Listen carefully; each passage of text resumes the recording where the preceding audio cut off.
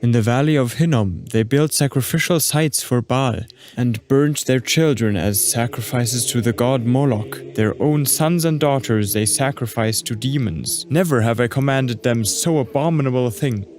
With no thought ever thought that they should involve themselves in such great guilt. For these nations have done what the Lord detests. Even their children they have burned for their gods. The centuries-old practice of child sacrifice to Baal, Moloch, and the Luciferian gods, condemned in the Bible, is still practiced to this very day. Around the world, many victims and witnesses are breaking the silence about this dark secret that has clung to our earth like cancer for millennia. The following voices reveal a Luciferian blood cult that practices child sacrifice and other cruelties. If we do not listen to them, and it's too difficult for us to even listen to what others have had to experience, if we do not spread these cries for help, the innocent blood of defenseless children will continue to flow and flow. You have a responsibility. Yes, you who are watching this film right now. And I would say the other worst thing for me was watching children be sacrificed in the Vatican, watching them be brought in and watching them be cut open, and watching all the VIP people in the room they do these sacrifices to invite demonic entities to inhabit them. And I was able to feel and see these entities also. And that was, for me, to see evil itself, it was something that also still haunts me to this day. As this little boy was being cut open alive, the man doing this was also bending over him and appeared to be eating the boy's entrails and blood. When the boy died and his screams stopped, a black mist appeared in the center of the room, at the same distance that this little boy's body was from me. And I'm still at the head of the table on the altar. The men were chanting, and I remember them saying, Lucifer. The black mist in the center of the room grew larger, and this demon was summoned. I saw its red eyes, and it was speaking in another language. Its voice sounded like thunder. But then they were still sawed up and were screaming. They told us it was the devil who was rising while they were screaming. That's when they were still alive. What did they do with the bodies? Partially eaten. Many survivors tell exactly the same story. Also, Astrid Dauster writes in her book, Opferkind, Victim Child, how her father, as a practicing Satanist, communicated directly with Lucifer. She was even there herself. Astrid's father inflicted indescribably cruel tortures on her throughout her childhood. He also took her to black masses, where babies were sacrificed, where she was tortured so extremely that she was very often in the near-death realm, where she had repeatedly encountered God who gave her strength. The Satanic Community Brotherhood of Samael massively attacked her story of suffering on Facebook, and so the video was deleted, after which the Satanists expressed their great joy about this. Samael, by the way, is another name for the fallen angel Lucifer, who is also called the devil. These folks are dyed-to-the-wool Luciferian Satanists. They have completely given themselves to this cult. Luciferians communicate directly with Lucifer through the ritual practice of child sacrifice. This practice originated in the cult of Baal. Baal is just a name for Leviathan or Lucifer or Moloch. These are all referencing the same energy. The cult of Baal, which is the oldest cult ever established on this planet, is the ancient precursor to Luciferianism. Luciferianism, I personally consider, simply a formalized and highly organized cult of Baal. They are pure darkness, and this emptiness, lack, drives their craving for our life energy. John Todd is also a whistleblower of the Lucifer sect. He testified to countless human sacrifices by Satanists. Thousands are being sacrificed on Halloween alone. He told about the Rothschilds leading the sect. They were the mouthpiece of Lucifer. There were 13 chairs at their table, whereby the 13th was for Lucifer, because he would sit there himself. He had seen all of this with his own eyes. John Todd tells of being on the Supreme Council of 13 and passing on direct political orders from the Rothschilds to politically influential people, such as governors or senators who happened to be in his area. He said that since Woodrow Wilson, and including him, there has never been a U.S. president who did not belong to this Satan's cult. We would elect the presidents they put up for us. For example, he also said that the Council on Foreign Relations is a section of this cult. He says that this cult has nothing to do with Jewish matters. It is 100% Druidic occult. But we were attending rituals also, rituals where they did murder children and animals. Animals is what they did like on your average holiday. But on the big ones, which they call black masses, where basically, and this is mostly satanic people, these covens of like 13 usually, because it's usually 13 members of a satanic coven, they'll get together with other covens in the area for these big black masses, they call them. And those are on specific days throughout the year. So on a few of those, I watched them actually kill children. For example, she tells about a ritual where a very small girl was tied to a large pole, lifted over a huge fire, and died instantly. The hair instantly dissolved, the skin fell off the body in layers. It was the cruelest event a person could ever witness. Can you also remember rituals performed on certain holidays? Yes, many times in the fall, Halloween, these rituals where I just realize these are not just rituals in everyday life, but really certain holidays where you really celebrated it and very, very, very many children were sacrificed.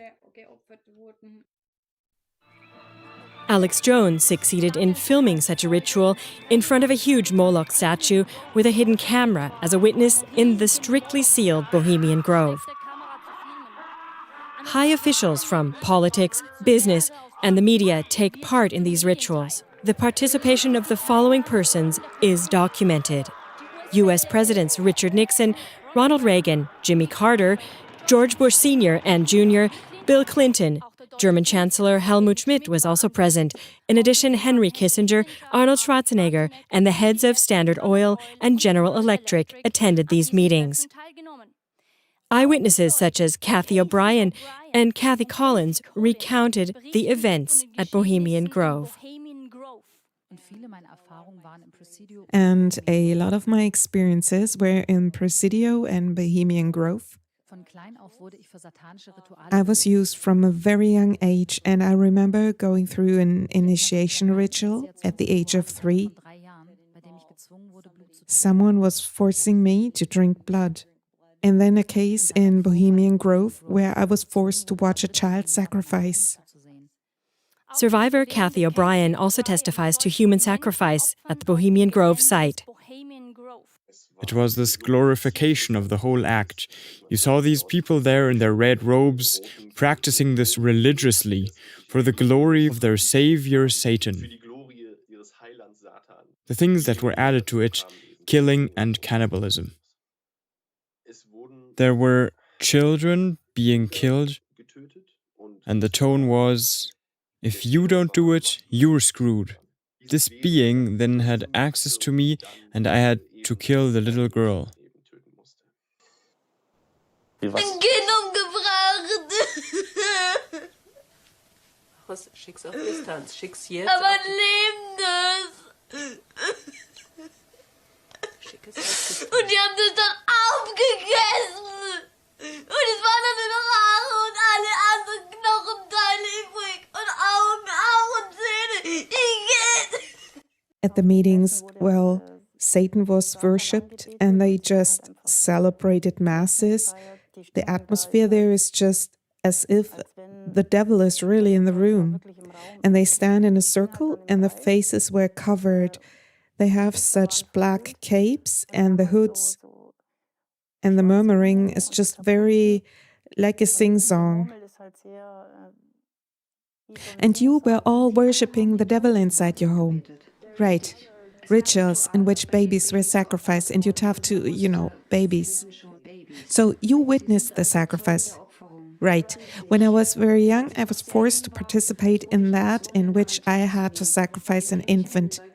And the purpose of the sacrifice is to bring you what? What are you sacrificing for? For power. Power. Well, see, first of all, it's normal when you go to the Old Testament, Moloch and the Baals, they wanted the baby, they wanted the children. Explained to me by Satanists because it's a higher level of blasphemy to God, against God. It's and for some reason the demons love bringing that kind of harm. We look at a child and automatically we're going to protect them, save them, guard them, whatever it takes. They look at a child, they'd eat it alive, they destroy it, they'd torture it. That's why some rituals are called demon revels or satanic revels. The younger the child, here's exactly what dark undergrounders have said to me: the younger, the better. And we never kill them right away. We prolong the torture. Why? Because we have to raise the energies, the terror, the fear, and then little by little letting some blood out. She tells about a black mass where everyone began to sing and then slaughtered and disemboweled a newborn baby.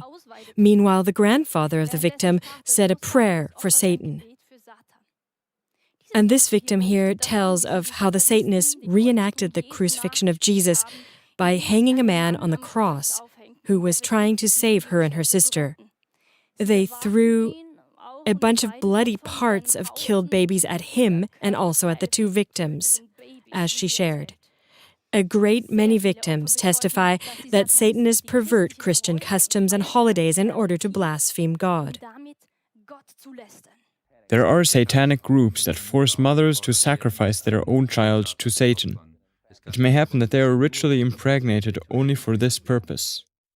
Also, Detective Kurt Jackson of the Beaumont Police Department confirms these child sacrifices and child slaughters. Some of them are shot, stabbed, or poisoned. Attorney Karine Knappen raises awareness about the satanic elite and the enslavement, rape, torture, and murder of children and newborns. She raises awareness about an important research on satanic rituals in which children are murdered and then have their organs removed to be sold. It is a covered-up and protected billion-dollar business, Knappen said. A women's counseling center in Germany cites Satanism as the main background of ritual abuse. Asked if children are still ritually abused in her town today, she replies, I don't suspect it, I know it. Ray Wire is a British criminologist and an absolute expert on satanic cults. He investigated many cases of satanic ritual violence and also checked the statements of Teresa, a survivor, for their authenticity. He had no doubt whatsoever that she was telling the truth. Among other things, she reported that she was forcibly impregnated several times at a young age and that her babies were wrested from her and ritually sacrificed. See my first film on the blood cult. Paul Bonacci also had his say in my last film. He describes the most horrific experiences of ritual abuse he had with satanic cults in Nebraska. The lawyer, Juliana Denson-Gerber, says that Paul Bonacci couldn't possibly be lying. His statements coincide with statements from very many other victims who have spoken of the same abuse. And she is an abuse expert. She says he described satanic rituals in great detail that he couldn't possibly have known about if he hadn't participated in them. Survivor Loretta Smith also testified independently of Paul Bonacci and without knowing him about the same horrific ritual abuse she had experienced at the hand of satanic cults in Nebraska. Yes, even to the point of satanic ritual sacrifice and cannibalism she herself was forced to participate in. Neil Brick is a survivor of ritual abuse by Freemasons. Brick is now educating the public about ritual abuse crimes as explained in the KLA-TV documentary World Danger, Highest Degree Freemasonry. The top of this organization is highly satanic. My father is a Freemason Satanist Rosicrucian, and he was also an ASIO operative. So ASIO in my country of Australia is the equivalent of the MI6 or CIA. So they're intelligence operatives. So some of the ritual abuse, the sacrificial children were actually eaten, which is just horrific and very difficult for a lot of people to understand, but this is actually quite common. And one particular ritual, a baby was murdered and then eaten, and there were probably about 50 adults there. So we're talking many different kinds of child sacrifice, rapes, dismemberment of children afterwards, and cannibalism. Asia Rain was born into a family that actively practiced satanic ritual abuse. She was tortured and raped and had to participate in ritual sacrifice ceremonies. She was told that God was the one hurting her. Often a perpetrator would pretend to be Jesus, and after extremely brutal injury, the victim was then, quote-unquote, saved by someone to whom the victim was supposed to bond with, a so-called perpetrator bond, as many survivors call this. And this was then, for example, the respective counselor or directly Lucifer. Jamal Bari was sold to a Luciferian. He was tortured and violated to the utmost. He speaks of a girl who memorized many verses from the Bible. She was abused and raped, he says, and then whispered in her ear, "I am your Lord Jesus." First, you have to understand that there are different groups. There are also atheists on the one side, but highly regarded are the people who are believers, who believe in Lucifer, Satan. They know that God exists, otherwise you can't even focus that negative energy. That is, you know he exists, you turn your back on him. And I will never forget that day in my whole life. They tied a young girl to the table. I can't tell you how old she was, but she didn't reach her 13th year. She was still young, and she was... I'm not going to lie to you now, but countless men raped her until she died. That's also ritual. That's a ritual. And I'll say it again. Evil is real. Evil exists. Roger Monod was recruited by Satan worshippers and gained insight into the structure of the sect, from which he later escaped under fierce attacks, persecution, and death threats by converting to Jesus Christ. He also witnessed satanic sacrifices on Halloween, October 31st, amongst other dates. Well, it was a big surprise for me, as I'd kind of made up my mind that they would be looking for rough-looking characters, but as we entered the place, I was amazed to see that they were all very well-dressed, well-mannered, and that a lot of the people, as were being introduced, were professionals, doctors, attorneys, lots of business people. They had 3 major policies that were going to be followed. First, they were to see to it that humans would be made to believe that Satan and his angels do not really exist. Lucifer says we have to make sure that people get to believe that Satan and his angels do not really exist. Another strategy of the sect has been to destroy the Bible without burning it. Thus, it was decided that Charles Darwin, who was a high-level member of the satanic cult, would come up with the theory of evolution so that belief in the Bible would dissolve by itself. Darwin enjoyed the highest honor in the cult of Lucifer, according to Roger Monod. But it's the Bible itself, which has been authenticated multiple times as a historical chronicle that presents evidence for these Moloch and Baal sacrifices already taking place thousands of years ago. My father, Ivo Sazik, proves in the brochure Yahweh, Creator or Devil, through the whole Bible how the satanic cult of sacrifice has always taken place, and that this has always been the greatest abomination to Creator God. In her publications, cult survivor Svali shares precious information from inside the cult in which the idolatrous cults described in the Bible are confirmed one-to-one. For example, she describes the Babylonian program. It involves learning to make cruel offerings and rituals to the deities Molech, Astaroth, Bel, and Ashtaroth. The Egyptian program teaches offerings to the deities Ra, Horus, Set, etc. She also testifies to Druid or Kabbalah programming, etc. What runs through all of these programs is the excessive cruelty of torture and murder. No matter what their ideological background is, some survivals also testify to the same horrific practices without any ideological background apparent to them. And now the question of all questions arises. Can one believe such statements at all? That sounds completely inconceivable. The crazy thing is that the perpetrator circles know exactly that nobody can believe this because it is unbelievable. Astra Douster's father, the Satanist who tortured her so abhorrently, said to her, and I quote, "You can try to get help, but believe me, the one who will believe you has yet to be born." The same is testified to by Herbert Steiner, called Herbie, who survived the cruelest ritual tortures and rapes. As a victim of ritual violence, I was involved in sacrifices of animals and humans. I was told over and over again, never talk about it because no one will believe you. Thus, these victims who have been violated to the extreme and who have only barely survived are even ridiculed, disrespected, and excluded from our society when they speak about these terrible things. Survivor Mary Knight, for example, recounts how she was placed in a coffin with the body of her beloved sister and then had to watch her sister's body being mutilated before her very eyes.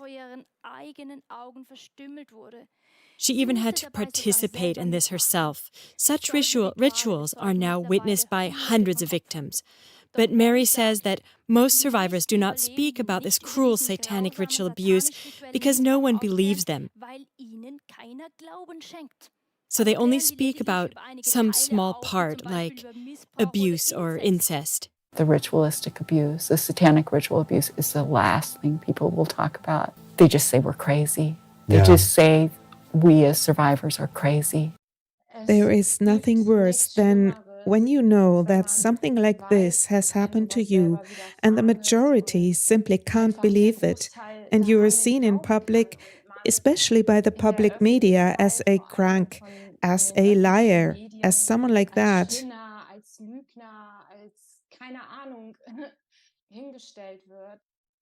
This is also the worst thing for Natalie, who remembers satanic rituals in hunting lodges and manhunts, among other things. You feel completely left alone because as a victim, you are then made out to be imagining all this and crazy. Satanism exists in this country as it exists elsewhere. It is appallingly evil, it is about murder, it's about child abuse, it's about sexual abuse. It is no joke and it must be taken seriously and it must be dealt with. One of the most tragic stories that I've ever heard is where a child has told people what's been happening and the adults have said, "Don't be stupid, that doesn't happen in this country." Human rights activist Gabi Wendland comments, "At first it sounds inconceivable, unthinkable, and simply not possible. But these victims live among us. There might be hundreds of thousands of them." Christoph Cassetti, former canon of the Diocese Münster, summed it up this way, I quote, "What happens in these secret circles goes beyond our human imagination of evil. Accordingly, one classifies it as impossible." So these victims are not believed because it is beyond our imagination. But until a victim ever talks about any of this, he has risked his neck because secrecy is the highest commandment in this sect. This is enforced with the worst death threats. Arcanum, Latin, the secret. The Disciplina Arcanae. The Disciplina Arcanae dictates that I really should not tell anything about the group's infrastructure to an outsider, a non-initiated, and violating the Arcan discipline is subject to martial threats of punishment. Banally speaking, they say, if you out us, in whatever way, you're going to have your head taken off. The kids are told that if you tell your parents, we're going to kill your parents. For me, for example, they did that by showing me someone who had their throat slit.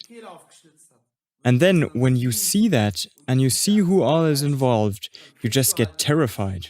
Survivor Teal Swan, for example, was intimidated as a little girl, thinking that her mother would be skinned if she said anything, and her father would be beheaded, and her brother eaten and disemboweled. And when you're little, like, we got to understand this. When you're little, you have no reason to disbelieve an adult. None. So if a guy says he's going to kill your family, he's going to kill your family. These people, these psychopathic, pedophile, Satanist elites, they have succeeded with secrecy and deception. According to psychiatrist Dr. Werner Chan, silence is the perpetrator's strongest weapon. If you're a child like me at 5 or 6 years old and you're at a ritual and you're watching another child the same age refuse to be, please don't do that, and fighting against whatever they want to do, and then that child is killed in front of you, what are you going to do? That's a type of brainwashing, right? Survival at all costs. So of course you're going to comply. So for most of these victims, it is not even possible to come clean because they are threatened in such a way. In most cases, the threats are put into practice if the victim could not create enough publicity with his statements. This was the case with William Combs, for example. He was one of the main witnesses to a mass murder of Indigenous children. There was also a testimony of abuse and ritual sacrifice. He died from a lethal injection in a hospital, although he had only undergone a routine, harmless procedure. Coombs died because he made a statement in 1964 that 10 children were abducted from a Canadian school by Queen Elizabeth. In addition to William Coombs, the names of the following dead children and eyewitnesses were documented, mostly gruesome death stories that I will not tell for the sake of time here. Vicky Stewart, Margaret Sepes, Albert Gray, Maisie Shaw, Richard Thomas, Elaine Dick, Daniel Kangatok, David Sepas, Susan Ball, Pauline Frank, Albert Baptiste, Nancy Joe, Lorraine White, Johnny Bingo Dawson, Ricky, Lovely, Harriet Nahani, Nora Bernhardt. All of them can no longer tell their story. Kevin Annette uncovered all of this. Only Irene Favell and Rufus McNaughton survived. They witnessed a newborn baby being burned and 18 Mohawk children being shot to death, then dumped in a mass grave. In Canada alone, approximately 50,000 baby and child corpses were discovered in mass graves. In total, at least 34 mass graves of children were discovered in Canada, Ireland, and Spain, the excavation of which was refused by the respective governments of the English Crown and the Catholic Church. So the dead can no longer testify. But the survivors, who have received enough protection through the public, they testify that there is still one huge hurdle for the victims to tell their story. It is the fact that they were drawn into complicity as young children. So they are plagued by enormous feelings of guilt, and they must additionally fear being brought to justice themselves. This prevents them from speaking freely about the crimes. Did you have to, or were you forced to, kill someone? Yes. Yes, quite often. That even reinforces the silence. I felt just as similar to them. I thought I was just as bad as them, which now in retrospect sounds totally crazy. Yes. But I carried that guilt around with me for a very, very long time. For example, you have a knife in your hand for the first time yourself, you're guided by the perpetrator, and you have to kill the animals, and then later you just cut up babies and toddlers.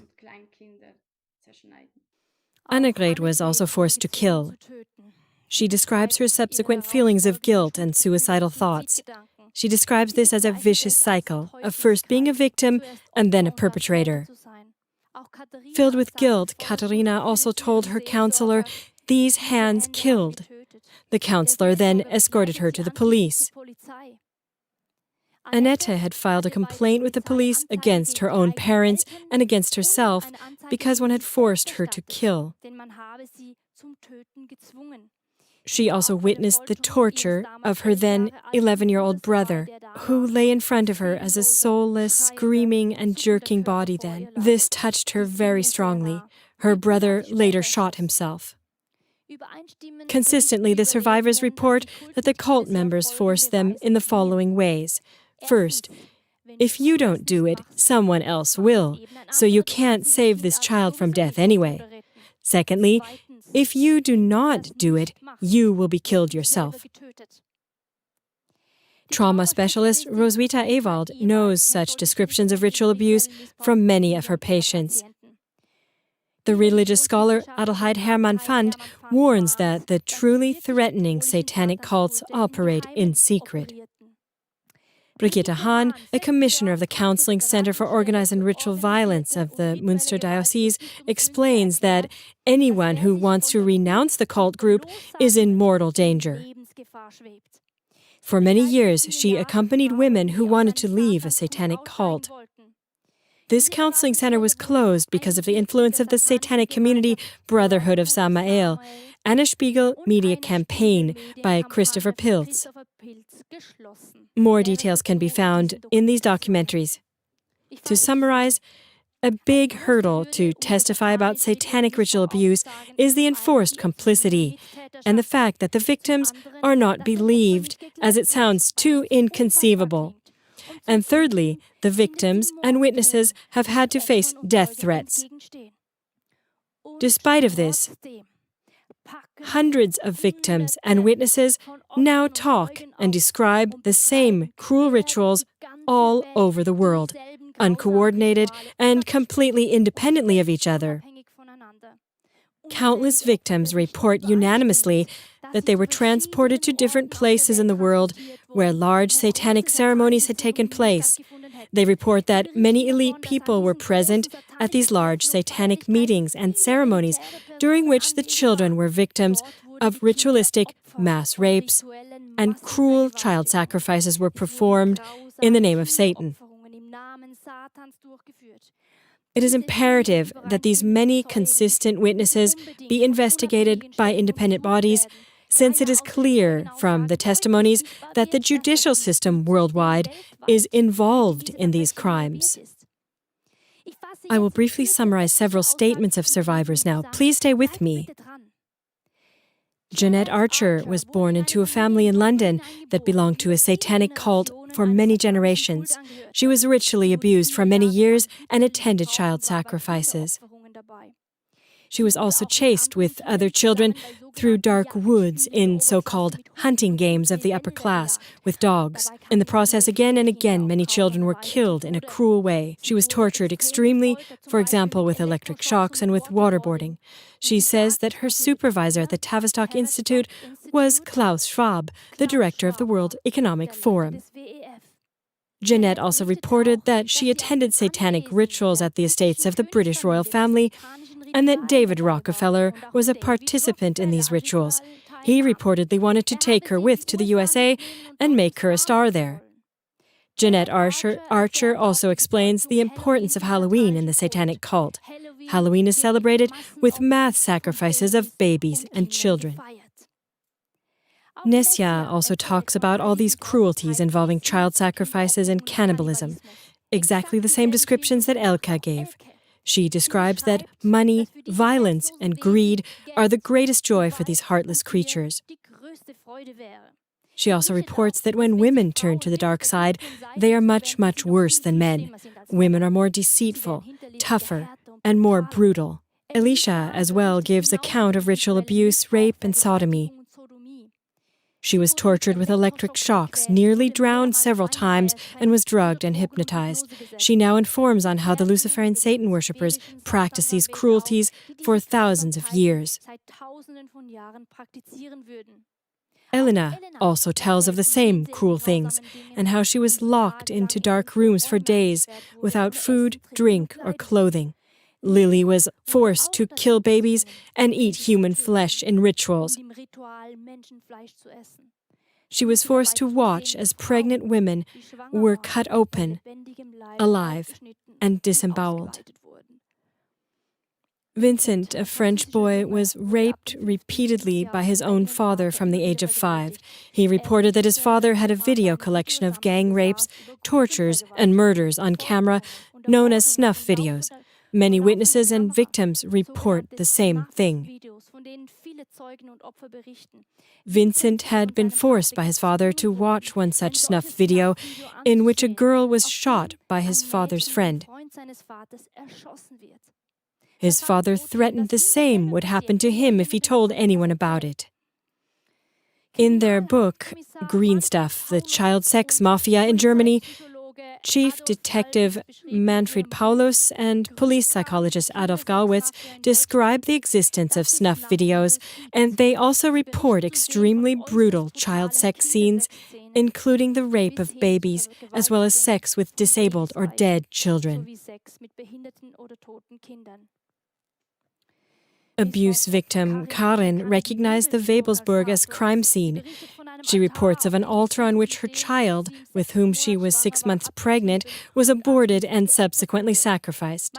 Micah and Leah were also able to identify the Webelsburg as the scene of their horrific experience of ritual violence, including manhunts. Micah had been systematically sexually abused and passed around from an early age. There was not a single perpetrator, but many hundreds of perpetrators. She also describes a cage in which children were held captive. Julia also tells about this in her interview about ritual violence. Rika also reports of ritual abuse at the Wewelsburg, amongst others, but also in many other countries. Rika's family worshipped the devil. She was present at rituals where occult beings were invoked. This is what she says the worst experience for her was. Human sacrifice where mutilation and desecration were also performed. Michelle Smith was 5 years old when her mother surrendered her to a cult of devil worshippers. She had horrific experiences with satanic witches who sacrificed humans and animals.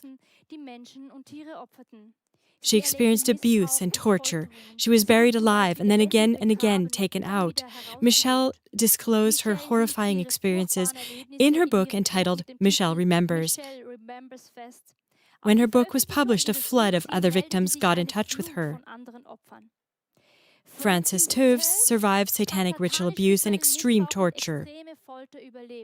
Her parents were part of a satanic cult in Toronto and sold her for $600,000 when she was 3 years old. She says that, among other things, she was then used for secret military projects. She speaks of the challenging journey of healing, which was only possible through her turning to God. Carol Rutz says that she was sold at the age of 4 by her father to the U.S. government for secret experiments. For the next 12 years, she underwent training in which thousands of American children endured unimaginable psychological and physical pain. The goal of this brainwashing was absolute mind control over these children to turn them into compliant slaves who could be used for numerous purposes, from sexual seduction of high-ranking individuals up to assassinations. Laura tells she was so unbelievably and abysmally viciously abused in a way that no one could even imagine. Personality parts then split off and you no longer have access to yourself. This is called multiple personality or dissociative identity disorder. The media say that therapists invent these things and talk the patients into them. But as early as 1900, the missionary Amy Carmichael saved temple children in India who were so satanically tortured that new, quote, inner persons separated. She was a witness from a time when there were no therapists. Karen is convinced that many people in clinics who have been diagnosed with schizophrenia or borderline syndrome are in fact victims of ritual violence. In this context, it is remarkable that Gabriele Hager, who is accused by her daughter of being a perpetrator of satanic ritual cruelty, describes her as schizophrenic. Gabriele Hager can now be fairly certain that no one will investigate whether she is truly committing satanic crimes, since her daughter is now considered to be unsound. In a ZDF program, Marie testifies about satanic monstrosities, amongst other things the limbs of small children and babies being chopped off. Hundreds testify about such cruel things that can't even be named, and it doesn't seem rehearsed at all, or as if someone had talked them into it. Steve, for example, jabs himself in the leg with a needle during his entire testimony to physically block the pain that lives in his memories. A dagger and said finish him. I objected, and then I had a knife forced into my throat. And I know for a fact that if I hadn't have done what they said, then I'd have been swapping place with him.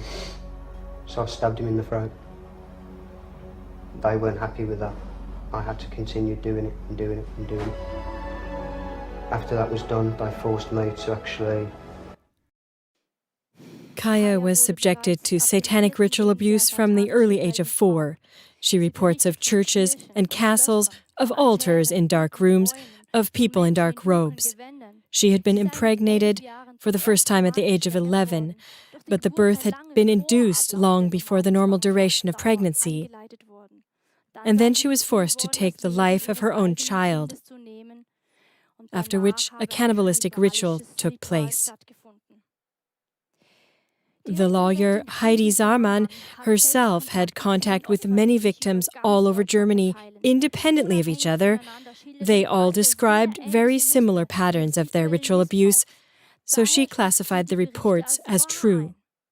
ZDF reporter Rainer Fromm researched 20 cases for a documentary, ranging from the most brutal ritual abuse to murder and cannibalism. Psychotherapist and trauma therapy expert Dagmar Eckers has children in her therapy who have witnessed horrific ritual acts. She has no doubt whatsoever about the statements of her patients. Kalin Georgescu, a former high-ranking UN official, also testified. These oligarchs, all of them, are related with the system of the pedophilia one.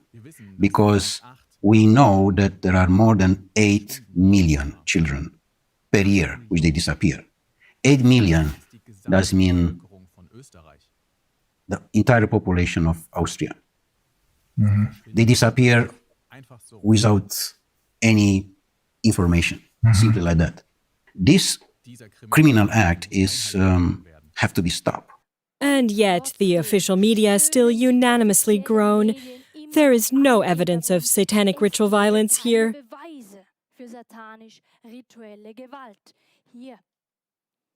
These are all just bogus memories implanted by therapists. As the latest episode of the German Y Collective with Manuel Möglich is also now proclaiming, all the violated victims and credible witnesses are no evidence for the media. The latest documentary by Jan Böhmermann of ZDF is a slap in the face for all those affected and the survivors. It's time for a brief story of satanic panic. But no evidence for a satanic network, so the whole thing is nothing more than a collective delusion. By the way, Jan Böhmermann earns more than the German Chancellor and the ZDF director together, according to top media lawyer Professor Rolf Höcker. So we will now face this issue thoroughly and question witnesses and survivors about it. Where is the evidence? Let's start with scars, brandings, and markings. I was branded as a small child with a small star tattoo on my finger. It was done by the dealer's circle. This made clear which of these circles I belonged to. The teacher saw it, but never questioned what kind of tattoo a 12-year-old girl had there. A little bit more about Coco Berthmann. She tells of her ritual abuse and torture. Her sister was killed while trying to escape, and she herself managed to escape at the age of 15. The abuse victim Lucy also has a lot of cut and burn scars. So does Isabel. She has more than 700 scars on her body and 15 clearly broken limbs. She had been hung upside down, raped, beaten, received knife wounds in her back. Her family was heavily involved in satanic ritual abuse, and she recounts horrific accounts of her ritual abuse, such as having her head crushed between blocks of wood. The survivor, Lunis, also has scars and marks on her body. But how do our opinion makers deal with such evidence? In a luxurious Hollywood movie, the victim is portrayed as only wanting to generate attention and self-inflicted this painful burn of the upside-down satanic cross. The victims are often marked with this symbol. The film is a true story in which a girl exposed a whole satanic circle around her family with exact descriptions of the rituals and ceremonies, as they are identically described by hundreds of witnesses and survivors worldwide. At the end of the Hollywood film, the investigator makes the crude argument that the girl made all of this up to get rid of her family, that the tortures, the photos, the sacrifices were all pure imagination, that the identical memories of the father, the brother, and the grandmother were imaginary concepts triggered by the girl and the investigator himself, who had believed her at first. I asked the survivor, Lunis, what do you say about you supposedly being talked into the ritual abuse, or of you making it up? Let this be told you, I am not a therapist victim. I became a victim of massive sexual abuse and violence since my earliest childhood. Period. And this experience, these feelings, the internal, massive pressure, the symptoms, the intrusive thoughts, these are not things that a supposed conspiracy-believing therapist would have talked us into or could talk us into, because that takes massive methods that don't happen in therapy. If the doubters of this kind of violence would once again really listen to those affected, then they would, for example, notice how terribly damn difficult it is to get support at all with such issues, how difficult it is for therapists to get involved with victims like us. How many therapists who are then looking for therapists say, no, that's going too far for me, I can't take it. I have another question for you. What do you say about there supposedly being no evidence of ritual violence? I am the evidence for it. My memories, which no one talked me into, are proof of that. I am a living witness and victim of this violence, and I do not benefit at any level of my life from sharing that. The consequences of the violence are simply too severe for that. The struggle is far too great to get people deal with it, as we are doing here today, and the places for help where you can go are far too few, in order to be able to generate more attention with it. Yeah. Now let's ask more survivors. Why is there apparently no evidence of the ritual abuse witnessed everywhere and all of the sacrifices? There is a reason why the FBI does not investigate in these cases. There is a reason why there is no evidence, because there are people in high position in the CIA, the FBI, the police stations, and they have numerous ways to get rid of evidence and to enter the medical professional fields to dismiss any sort of evidence. The police, the FBI, the CIA, all the offices of the federal government, companies, lawyers, doctors, engineers, school teachers, babysitters, they are all in a big, disgusting secret society. The vast majority of victims and witnesses tell us that this is exactly how it happens and that these people even blackmail each other. Anna-Marie van Blienburg, for example, a lawyer with many years of experience, tells of having been an eyewitness 3 times to ritual abuse and the murder of children by members of the Dutch royal family, top politicians, judicial officials, and other dignitaries. The child was put on a table and were giving something to drink. And in that drink, with that drink, the child was drugged. At a certain moment, the child was tortured, raped, and brutally murdered. before those people. The audience was around Johan Frieso, Prince Johan Frieso, the second son of Queen Beatrix. In order of Queen Beatrix, they have organized martel, torture, rape and killing of children in a public setting.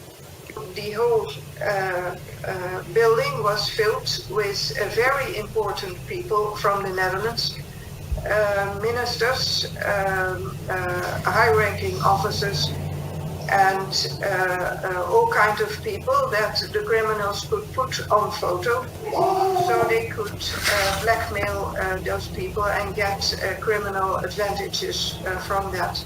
Could you name some of the people who were present? The people that I recognized there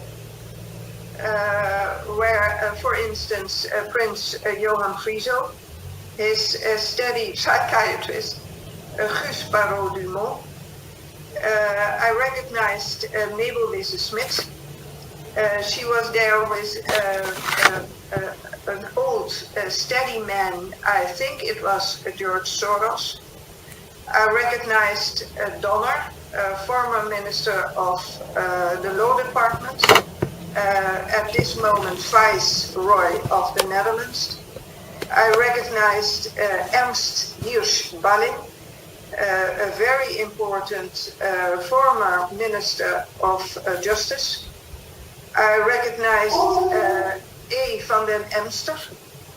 He was for years the head of all judges in the Netherlands.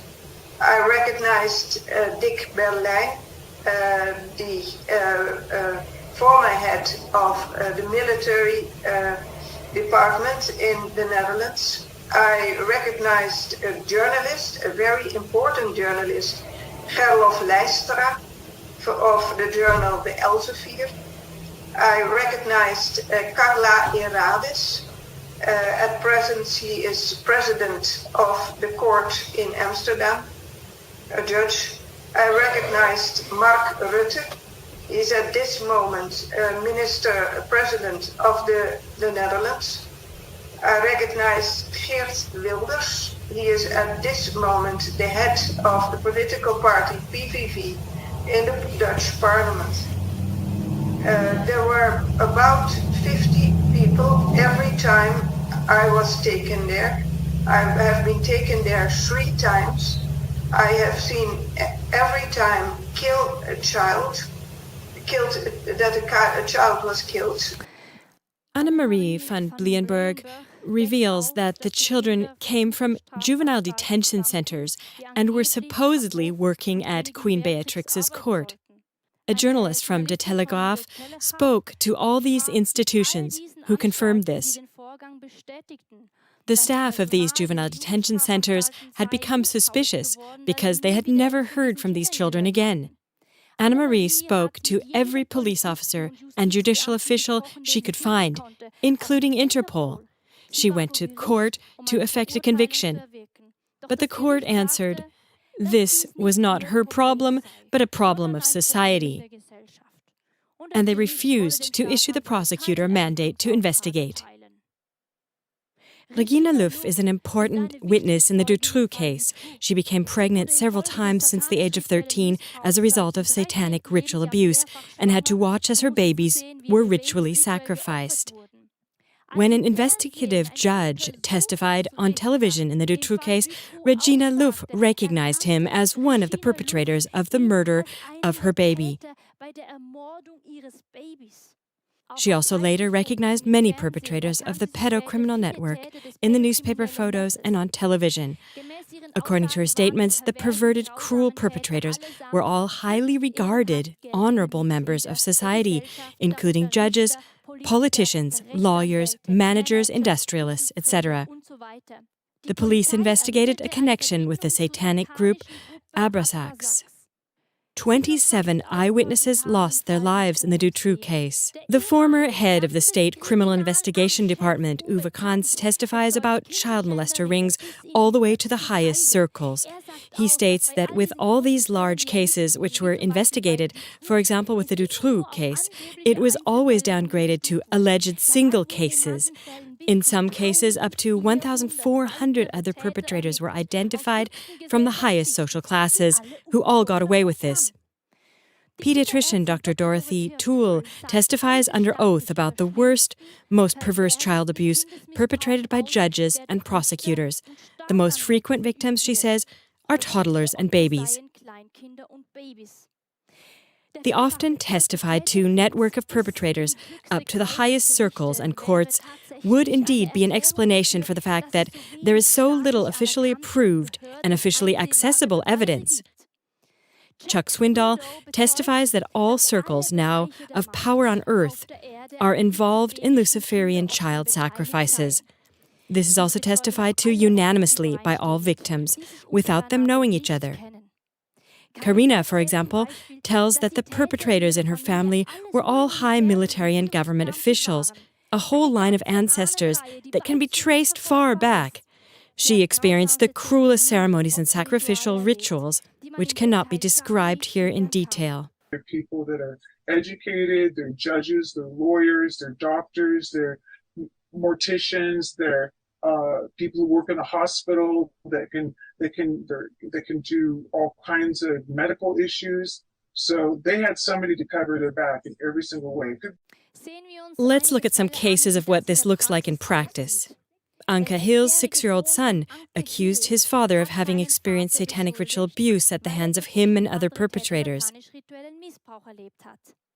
He was adjudged to the father, and the mother, Anke Hill, a German veterinarian, was charged with alleged child abduction and sent to prison along with 5 other accomplices.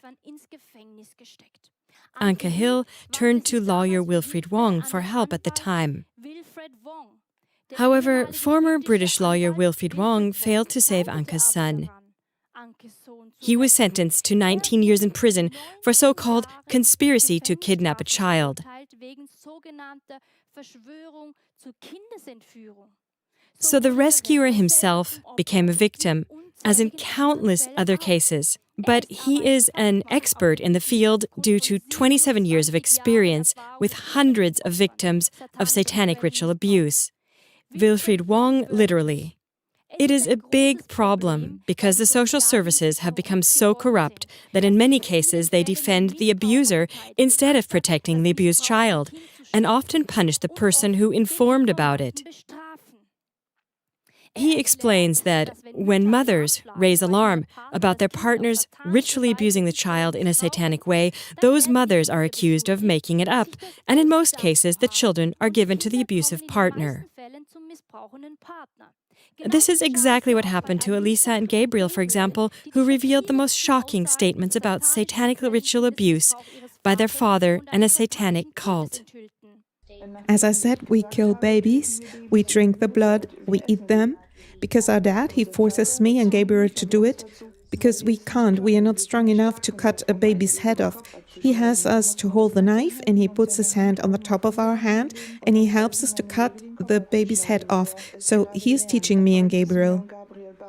These children were taken away from their mother, Ella Draper, because she allegedly used force to make her children say these things. Since then, Alyssa and Gabriel have been with their father, who was said to be the leader of the satanic group in Hampstead. Sabine McNeil, who has published several revealing videos of testimony by Alyssa and Gabriel, was strongly vilified, persecuted, and finally sentenced to 9 years in prison. Her main websites all had to be deleted from the internet. She says that prisons are often the final stop for mothers so that the state can, so to speak, legitimately get their children. She has uncovered child theft and helps those affected. Among other things, at the EU Parliament, she was the voice of 30 victims. That's why we are here today. We are here crying for help.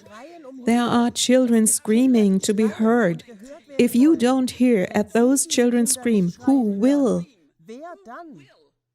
In a 1989 television interview, foster mother Kathleen Sorensen recounted her experience with 30 foster children who had been ritually abused. Shortly thereafter, she died in a mysterious car accident when an oncoming vehicle changed lanes for no reason and crashed into her. Her testimony weighs heavily. And these people believe that the more innocent the victim, the more horrible the death, the closer you are at the moment of death, the more magic is released and the more spiritual power they get. The Ontario psychotherapist Sandra Fecht had several dozen victims of satanic ritual violence in therapy and spoke publicly about it. One of the victims was from an elite family, and Sandra Fecht was attacked by very expensive lawyers and lost her license as a psychotherapist, losing 80,000 Canadian dollars in legal fees. Larissa Butnario from Romania filed a complaint against her abuser with the police, but they helped the perpetrator. She reports of networks between these pedophile perpetrators and the courts, police, and high-level politicians. She has had experiences not only in Romania, but also in Germany and Italy. The abuse victim, Justine, also filed a complaint and says that the judge acquitted the child molester. And this despite the fact that a psychological report established that the story was true. Abuse victim Lena Jensen describes the same experiences with the courts, that the perpetrators were helped until the case was dropped, she says. Wikipedia founder Larry Sanger says that pedophiles rule the world and that the media and courts protect the abusers. Andrea from Germany experienced the same thing. She filed a criminal complaint against ritual abuse. I quote, "For crimes against humanity, specifically murder, incitement to murder, forcible, defloration, deflowering, sexual and ritual abuse, pedophilia, child pornography, bodily injury, including their reanimation, torture by waterboarding." That means being plunged underwater until you're almost drowned. Electric shocks, bone fractures, cannibalism, including forced cannibalism, etc. The public prosecutor's office answered, after a long wait, that the matter was time-barred and that only homicides are not subject to a statute of limitations. But Andrea had filed charges of murder, so she replied again. But the prosecutor had only been ordered to investigate in the area of rape. So the whole long list of ritual crimes was simply ignored. But then there is the problem that ritual violence is not condemned as such in the judicial system. This term ritual violence does not exist in the legal system so far. Many other victims testify about the large elite perpetrator network connections. For example, the survivor Angela Power Disney from Ireland says that she has been ritually abused by high-ranking personalities. The perpetrators are highest members of the military. She's been publishing cases of satanic ritual abuse since then and was recently ordered by the English judiciary to stop with it.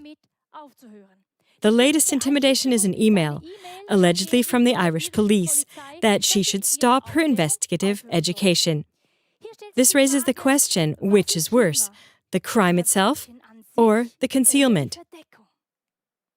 Survivor Ali Carter from the USA named some prominent perpetrators of these horrific crimes by name: Barack Obama, Michelle Obama, Joe Biden, singer Steven Tyler, Beyoncé, actor John Travolta, musician Akon, and rappers Too Short and Kid Cudi. She could list names all day long. To Joe Biden, she had been sold several times. She'd been raped, beaten, stalked, chased, and tortured. She also witnessed child sacrifices to Satan. According to her experiences, the U.S. Child Protective Services, CPC, conducted child trafficking. She said that the police are also part of Masonic lodges, and police officers are themselves involved and cover up the criminals. The so-called Child Abduction Emergency Alert, called Amber Alert, belongs to the Rothschilds and John Podesta, who was involved in the child molester scandal Pizzagate. It is covered up by your local FBI. It is covered up by your local police department. There's many people who trade to eat, beat, and rape children under the ground. Yes, there are millions just like me. There are millions worse off than me. She had been rushed to many celebrities and was dragged into the Hollywood party scene. She says that these people are satanic and worship the devil. She talks about how stars sell their souls to Satan, and many in Hollywood are Satanists. Many, like singer Sia or Katy Perry, also show this publicly with satanic symbols. Hollywood film producer John Paul Rice says that the most powerful 6 media corporations in the world are all involved in child trafficking. It is a system of child abuse that we have been living in for a very long time. I quote him, "The people on TV who smile at us and tell us stories and deliver news are the ones who are hiding all this from us." And this would be about a crisis in the management of our banking institutions, our media corporations, the entertainment industry, in Hollywood and the music industry. When you see young stars like Britney Spears or Amanda Bynes having nervous breakdowns, it's because they're being sexually abused and passed around like candy. The documentary film Enter the Pizzagate reveals that Walt Disney joined the Freemasons in 1920 and 11 years later received the honorary award of the 33rd degree of Freemasonry. At Disneyland, he established an exclusive club, only for Freemasons, the Club 33. Former Disney Vice President Michael Laney was convicted of child sexual abuse, as was music publishing executive John Healy. Former child stars Ricky Garcia, Jordan Pruitt, and Bella Thorne have all apparently raised sexual abuse charges against Disney. Hollywood stuntman Mike Smith said that he found God because he realized that the Luciferian and occult world is truly real. He talks about the huge influence of Disney and how this small group of people controls the content we see on all channels. The heads of the biggest movie studios are in direct communication with the government, he said. Action director and Hollywood stuntman Brad Martin confirms these connections, and he left the movie business due to dilemmas of conscience. The CIA whistleblower Kevin Shipp testified that the CIA was paying major media journalists for fake stories and that the only way to succeed in Hollywood was to join the occult. And when he was a police officer, they had many cases of satanic abuse in high schools, colleges, government, and Hollywood. The CIA whistleblower tells that a high-ranking National Security Agency officer, Michael Aquino, was a practicing Satanist who ran a pedophile ring.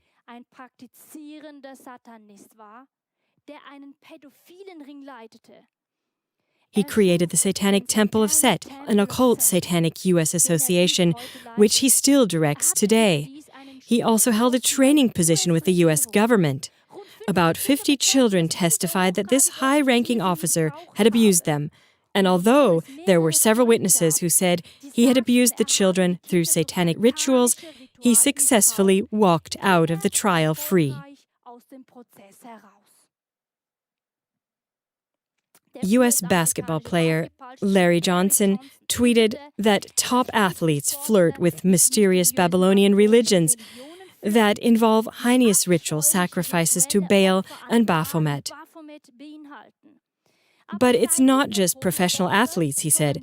Everyone in the entertainment industry participates and has no reservations about showing it. Former Boyzone pop star Shane Lynch calls the music industry satanic.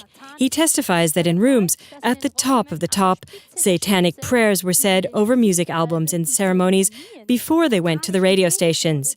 He converted to Jesus and escaped all the occult horror this way, which he describes in his interviews. The rapper Smart says that the music business is run by the devil to get as many people away from God as possible. The artist, he says, is just the tool to push the devil's message. The artist is the mouthpiece between the devil and the fan. Therefore, the artist is powerful. And they all make these signs, he says.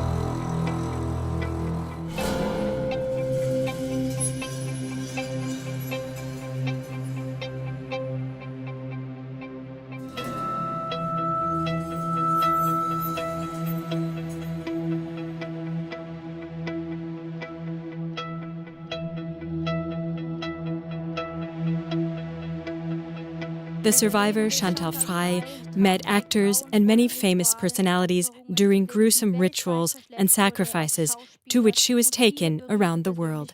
She mentioned some of them here by name. In the Chateau de Saint-Marois, a castle in Belgium, where I was educated as Mother of Darkness, I always again met Princess Stephanie Windisch-Graetz. This princess is the great-granddaughter of Emperor Franz Joseph and Empress Elizabeth, the so-called Sissy of Austria, so it is absolutely high nobility. And in this castle, I also met Tom Cruise. A gruesome ritual was his birthday present. In England, Queen Elizabeth II brought me to Westminster Abbey, where she watched as I was tortured on a stretching bank. At the age of 16, I was brought to Sagrada Familia, the great cathedral basilica in Barcelona. This was April 30th, the birthday of Satan. The celebration was led by the Austrian actor and singer Peter Alexander. At this celebration, I recognized some famous people among the many people present, like, for example, King Philippe of Spain,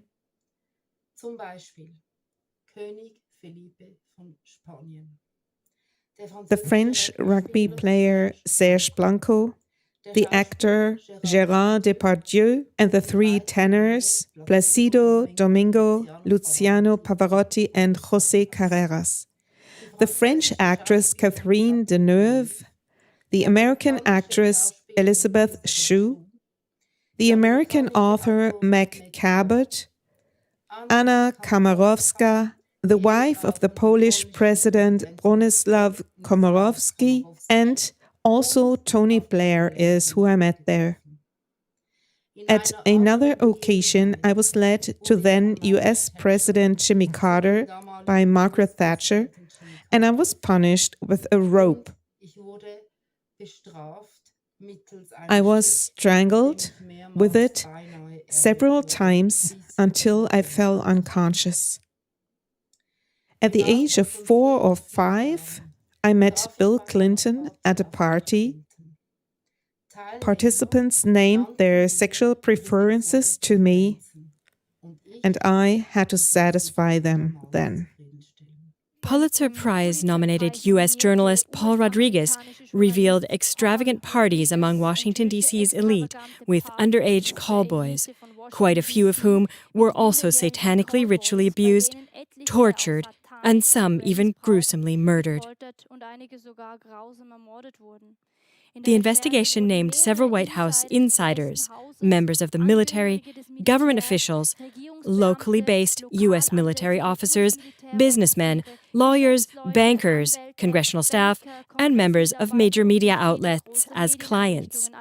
Paul Rodriguez's investigation came to a stillstand after all evidence was either classified by the Secret Service as confidential or stuck in bureaucracy.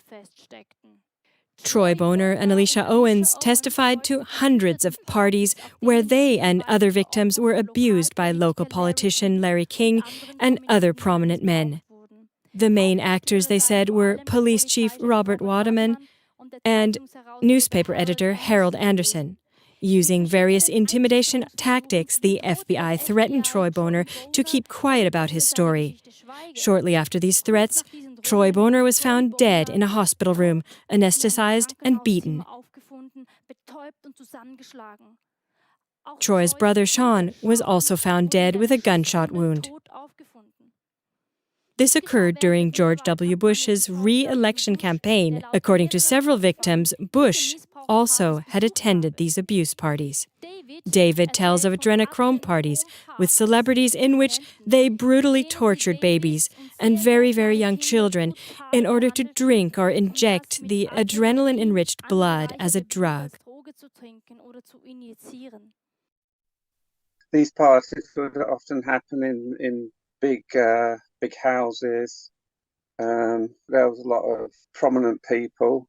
I mean, I've seen royalty, politicians, famous people, all sorts of people. A street social worker with a team crashed a party like this on his own. They gained access, and he said in the interview, I quote, "We saw the devil, simply the devil pure in his truest manifestation." He saw torture rooms with operating tables, handcuffs, chains, dead children everywhere. The whole thing was set up like an amusement park, he said.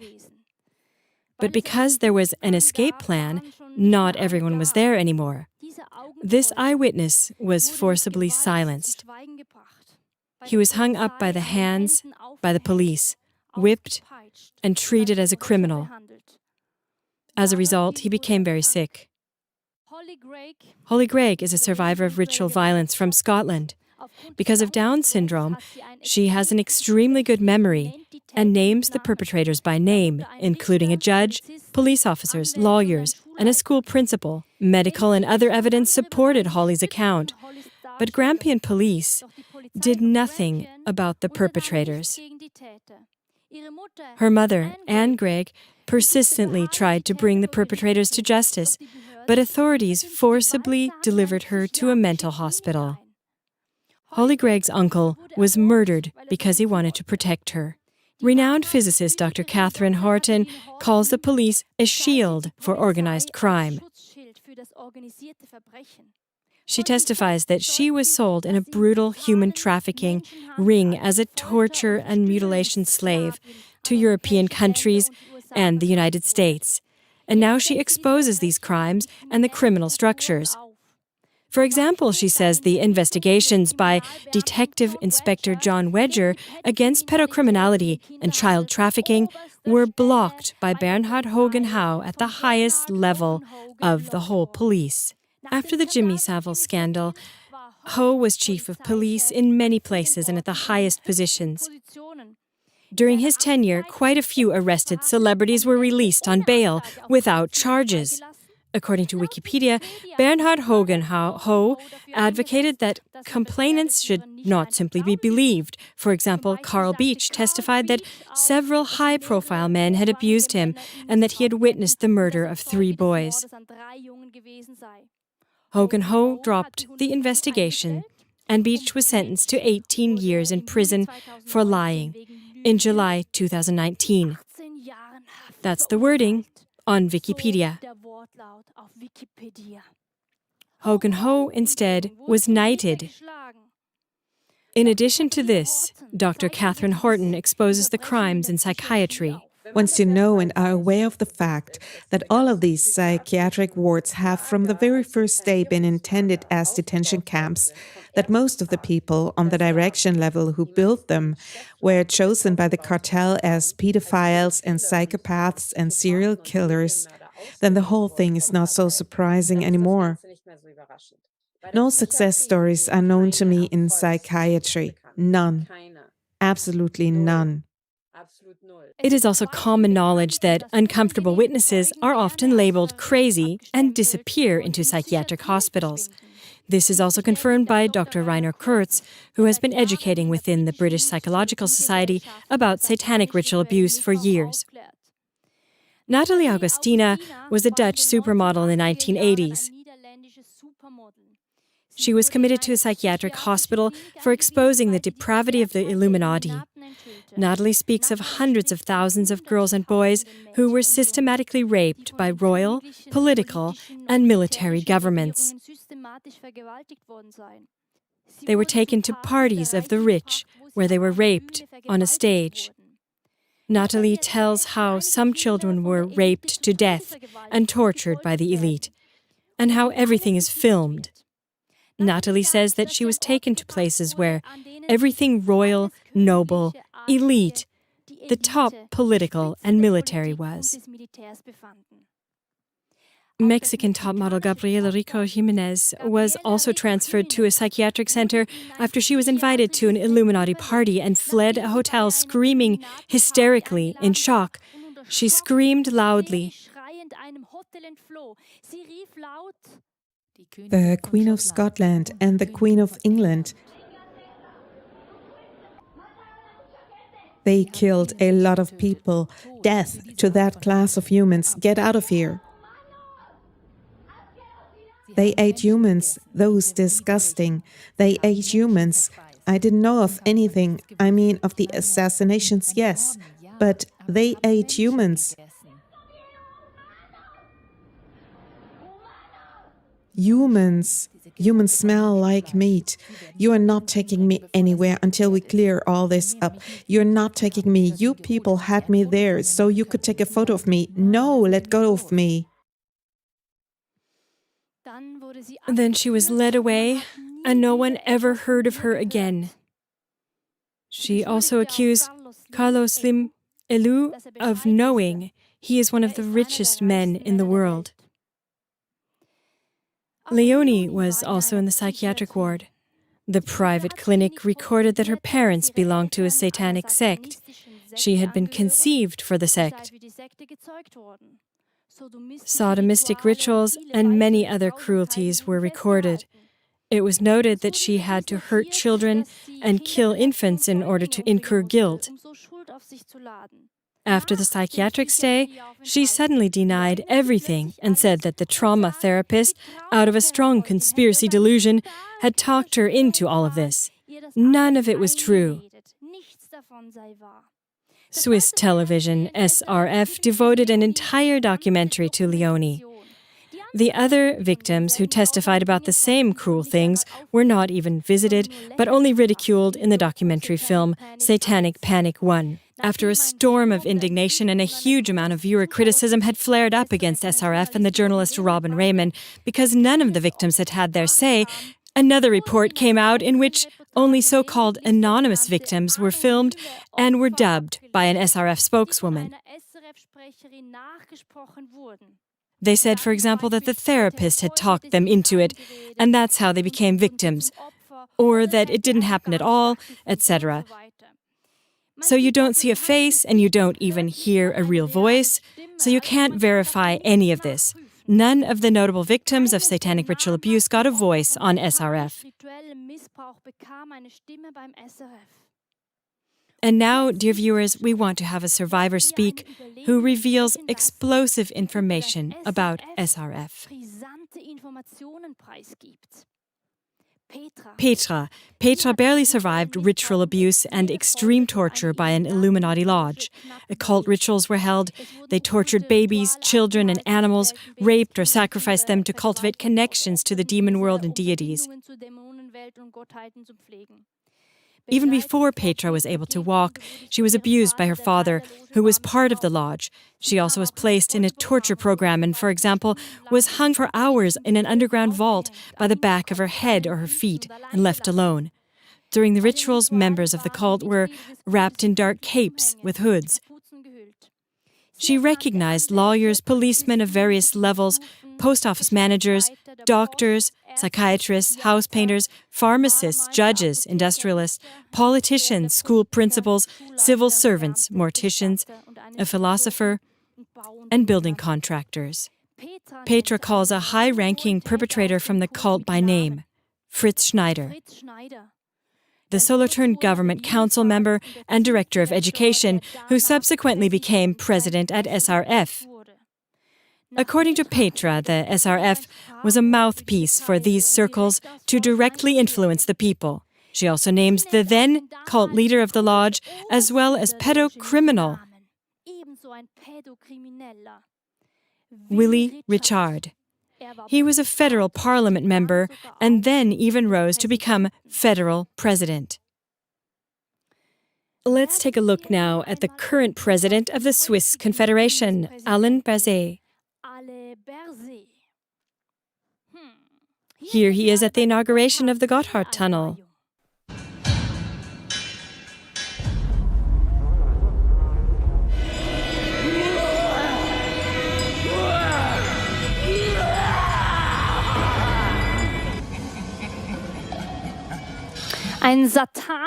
A satanic spectacle from A to Z.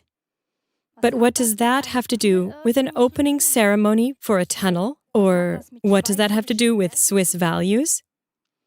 Alain Berset likes to post gloomy pictures of himself. Or is this someone else pretending to be him, Alain Berset, on Instagram? Let's take a look at this picture. Disgustingly cruel, isn't it?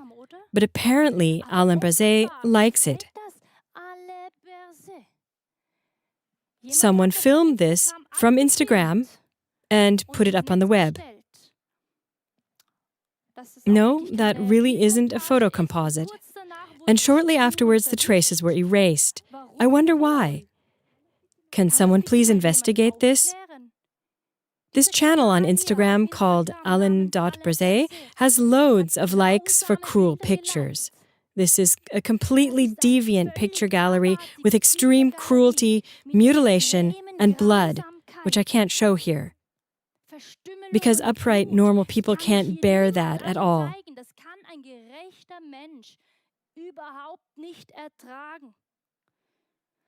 Such deviant pictures seem to please Alain Berset. Here, our federal president makes the old familiar satanic sign of the two devils' horns.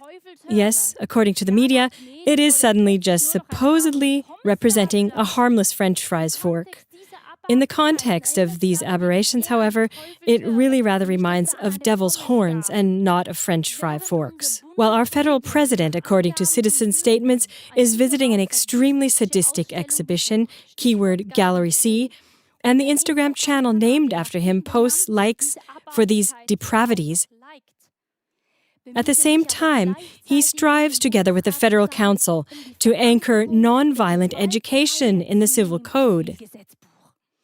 This fits together just about as well as the devil's birthday being celebrated at the same day as the Day of Nonviolent Education, namely on April 30th.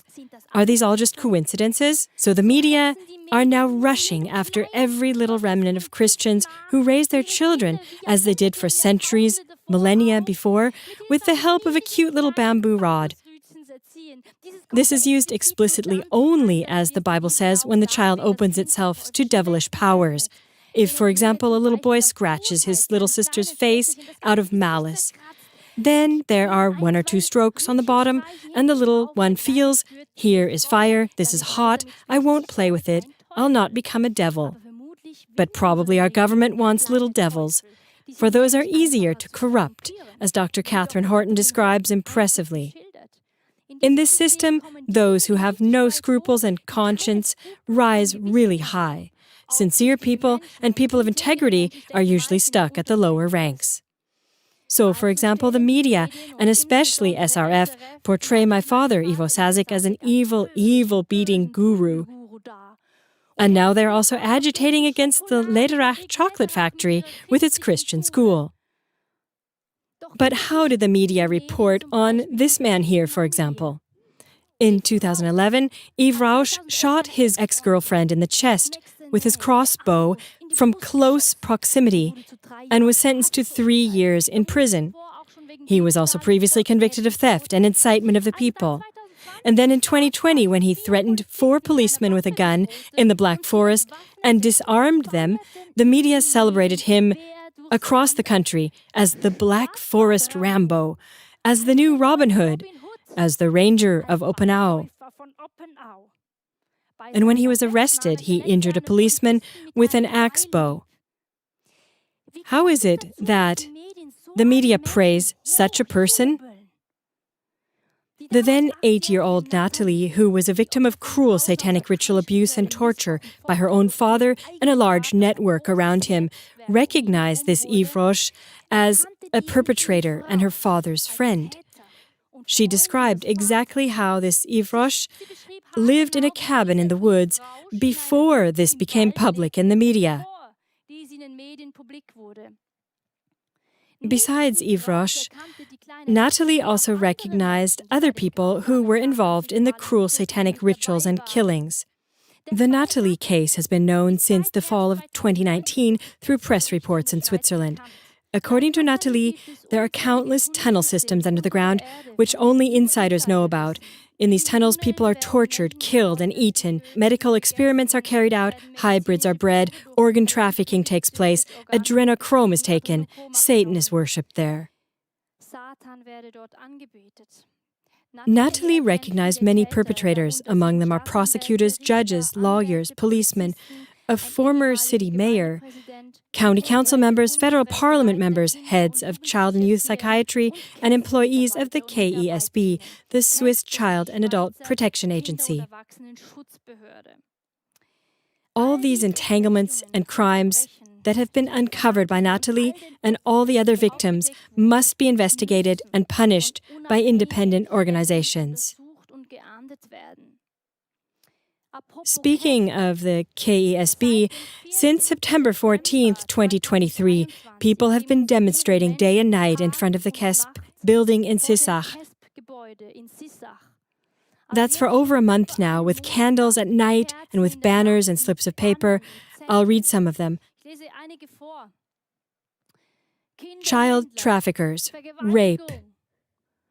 Children become toys for the authorities. Bravo to these people who day and night in cold and soon frost set a sign for the world. They have shown civil courage, just like the around 20,000 people in Bucharest who demonstrated on October 7th, 2023, against child prostitution, child theft, and satanic propaganda, and for a return to God. And it is exactly this civil courage that is needed from all of us to save these children. I have not yet even told you about the 27 severely traumatized victims of ritual violence who have been given a public voice by Ruth Mautz, the founder of CARA, in her books Way to Freedom and Breaking the Silence. Cheyenne, Elisa, Sybil, Leona, Jacob, Sarah, Deborah, Yamina, Liv, Sabina, Astrid, Karen, Anna, Ernst, Denise, Rachel, Juliana, Susanna, Gerlinda, Josephine, Lara, Cavalita, Tamar, Linda, Johanna, Lynn, and Joy. Jamal also talked about a Pascal, a Natalie, a Thomas, a Sarah, a Hichel. Jamal tells that these atrocities were so inhumane that as a boy he again and again looked to the door and wished that somebody would kick this door open and would get him out of there. But this never happened. Jamal makes us aware of the suffering of these children who right now, at this very moment, are still being tortured sold, humiliated, destroyed. But how can we help? How?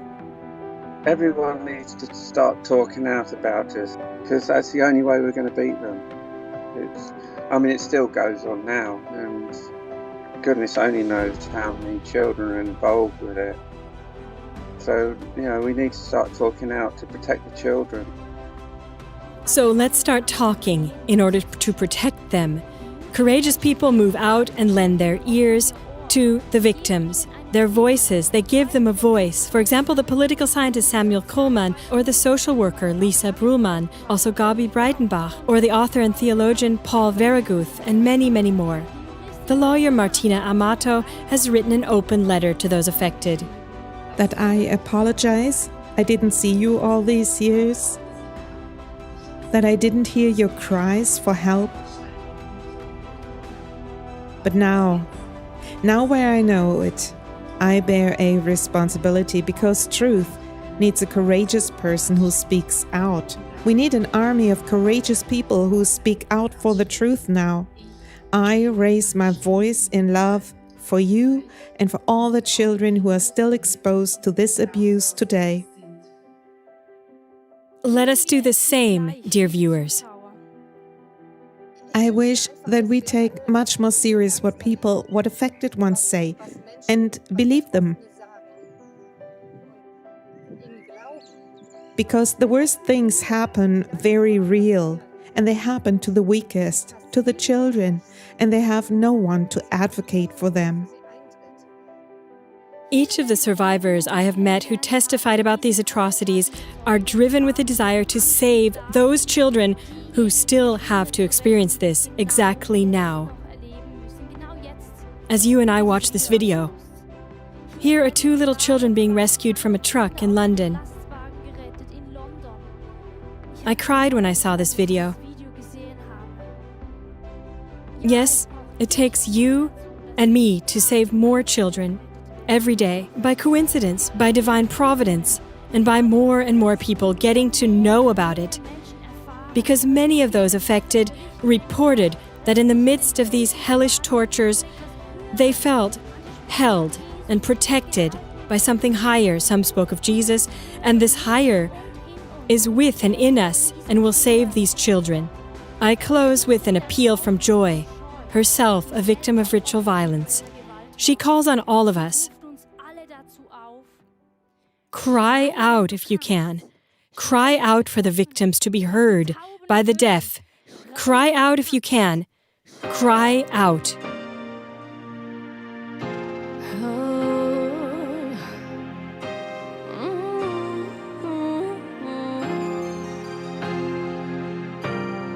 Bevor du dich versteckst, vor Schrecken schnell wegrennst, bitte ich dich um ein Ohr und um 1 Milligramm Herz unter diesem Erdenhimmel, wo auch du dein Leben baust. Gibt es täglich Mord an Kindern, rituellen Missbrauch zuhauf. Versetz dich mal in diese Rolle, keiner da, der dich befreit. Was würdest du am meisten wollen, dass jemand für dich schreit? Schrei für all die Betroffenen.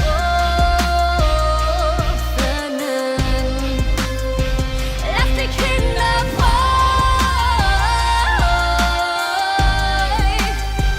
die auf Rettung hoffen. Hört zu, jetzt ist die Zeit, ihr seid nie mehr allein. Eure Verzweiflung kommt auf den der Schänderei treibt. Unser Wort ist für die Feuer, deshalb schreien wir es hinaus.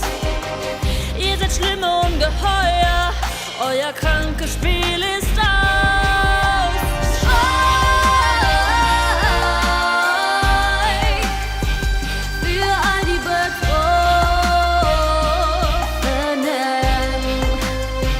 Lass die Menschen frei,